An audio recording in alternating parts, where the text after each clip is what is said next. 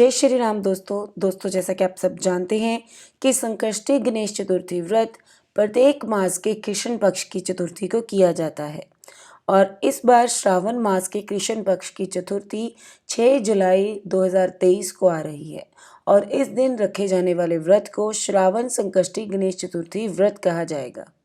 भविष्य पुराण में कहा गया है कि जब मन संकटों से घिरा हुआ महसूस करे तो गणेश चतुर्थी का व्रत करे और इस व्रत को करने के साथ साथ इस व्रत की कथा का श्रवण भी ज़रूर करना चाहिए।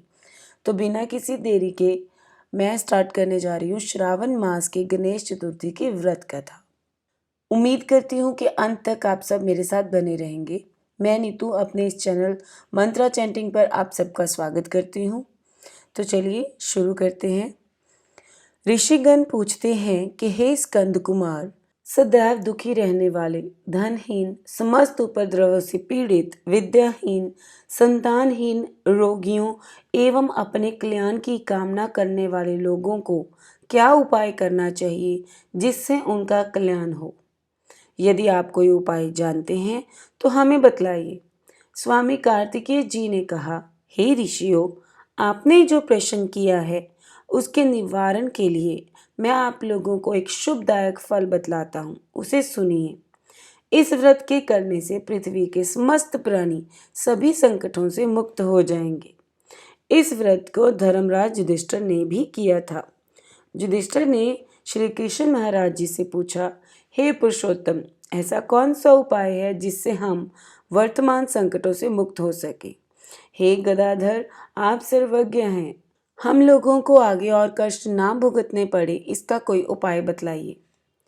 तो भगवान श्री कृष्ण जी ने कहा, हे राजन, संपूर्ण कामनाओं को पूर्ण करने वाला एक बहुत बड़ा गुप्त व्रत है। हे युधिष्ठिर, इस व्रत के संबंध में मैंने आज तक किसी से नहीं कहा।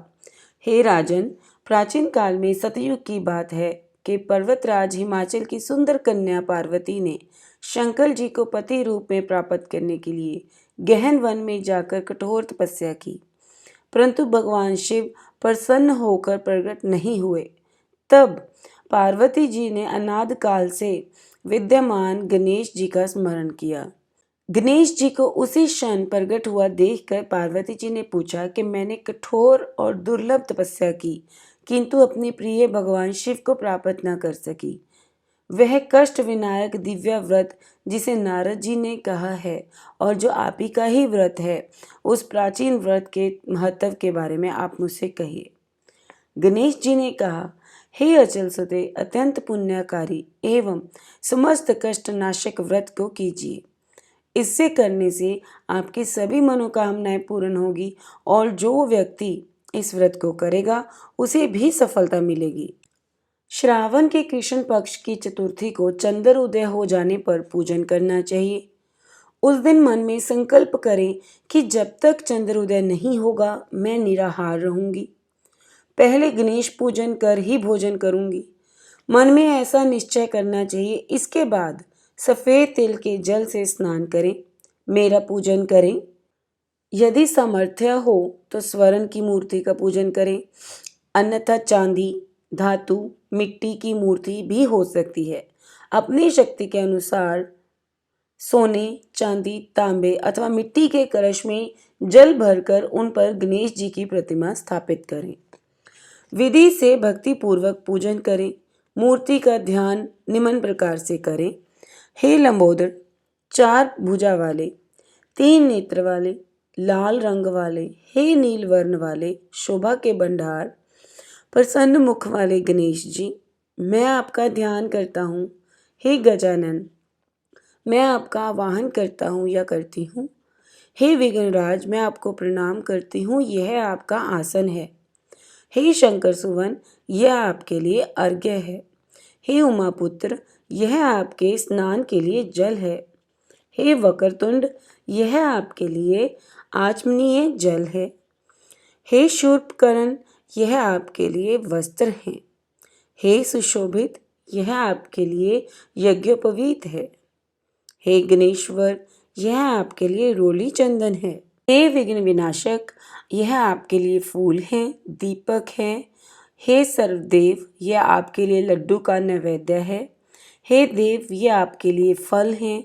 हे विघ्नहर्ता, आपको मेरा प्रणाम है। प्रणाम के बाद आपको क्षमा मांगनी चाहिए। रीति से पूजन करके नाना प्रकार के प्रसादों को बनाकर भगवान को भोग लगाएं। हे देवी, शुद्ध देसी घी में 15 लड्डू बनाएं। उनमें से 5 लड्डू पहले भगवान को अर्पित करें, 5 ब्राह्मण को, और पूजा अर्चना करने के बाद 5 स्वयं खुद ग्रहण करें। फिर चांद को अर्घ देने के समय इस प्रकार कहें, हे चतुर्थी देवी, तुम सब तिथियों में से सर्वोत्तम हो, गणेश जी को अति प्रिय हो, तुम्हें प्रणाम है। निम्न प्रकार से चंद्रमा को अर्घ्य प्रदान करें। क्षीर सागर से उत्पन्न हे लक्ष्मी के भाई रोहिणी सहित हे शशि, मेरे दिए हुए अर्घ्य को ग्रहण कीजिए। गणेश जी को इस प्रकार प्रणाम करें, हे लंबोदर, आप संपूर्ण इच्छाओं को पूर्ण करने वाले हैं, आपको प्रणाम है। हे समस्त विघ्नों के नाशक, आप मेरी अभिलाषाओं को पूर्ण करें। गणेश जी, प्रसन्नता के लिए हम आपको लड्डू समर्पित कर रहे हैं, हम आपको नमस्कार करते हैं। इसके बाद ब्राह्मण भोजन करवा कर गणेश जी से प्रार्थना करें। प्रार्थना करके प्रतिमा का विसर्जन करें।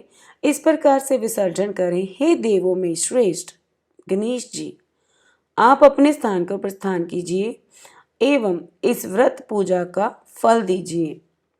इस प्रकार जीवन भर गणेश चतुर्थी का व्रत करना चाहिए। यदि जीवन भर ना कर सके तो 21 वर्ष करना चाहिए। अगर इतना भी संभव ना हो तो 1 वर्ष तक 12 महीनों के व्रत करने चाहिए। इतना भी नहीं कर सकते तो श्रावण मास की कृष्ण पक्ष की चतुर्थी को पड़ने वाले इस व्रत को अवश्य ही करना चाहिए, तो भी आपको साल भर के गणेश चतुर्थी के व्रत की फल की प्राप्ति होती है।